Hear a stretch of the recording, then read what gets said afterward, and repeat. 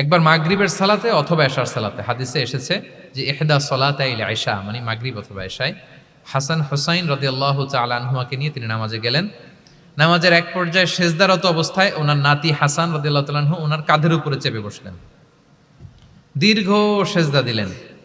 এরপর যখন নামাজ শেষ করলেন, সাহাবারা বললেন, ইয়া রাসূলুল্লাহ, এত লম্বা সেজদা দিতে তো কখনো দেখি নাই, নামাজে কি অসুস্থ হয়ে গেলেন নাকি, অথবা নামাজ চলা অবস্থায় কি কোরআনের আয়াত নাজিল হলো নাকি? রাসূল সাল্লাল্লাহু আলাইহি ওয়াসাল্লাম বললেন, কুল্লু যালিকা লাম ইয়াকুন, একটাও না, বরং ওয়ালাকিন নাবনি ইতাহালানি, আমার নাতি আমার কাঁধে উঠছিল।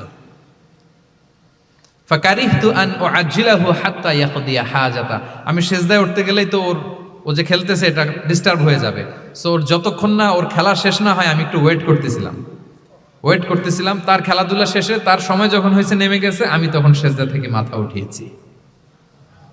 কি কনসিডারেট ছিলেন দেখেন, কি উচ্চ বিবেক বোধ সম্পন্ন, অন্যের যাতে কষ্ট না হয়, অন্যের যে কোনো কনসার্ন, এগুলো সব তিনি খেয়াল রাখতেন।